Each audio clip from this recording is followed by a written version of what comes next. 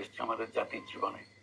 এরকম সুযোগ অতীতের যত বর্ণনা দিলেন কোনটাতে আসেন, এবং ছাত্ররা একটা সুন্দর বাক্য ইউজ করেছে এবং আমরা সবাই সেটা গ্রহণ করেছি, সংস্কার।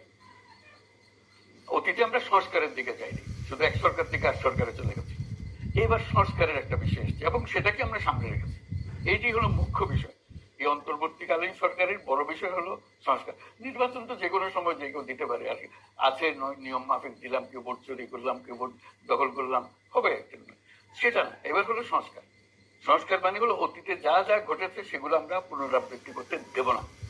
এটার জন্য আমাদের বুদ্ধিতে যত কুলায়, 100% হবে না, কিন্তু কাছাকাছি যত আমরা পাই, আমাদের শক্তিতে যত আছে সারা জাতিকে একত্র করে সেই জিনিসগুলো করবো। গায়ের জোরে না, অন্তর্বর্তী সরকার বসে কিছু করবে না, সবাইকে নিয়ে বলেন আপনারা কি হলে এগুলো হবে না ভবিষ্যতে, সেই জিনিসগুলো আমাদেরকে দেন, আমরা সবাইকে বুঝাই, রাজনৈতিক দলকে বুঝাই,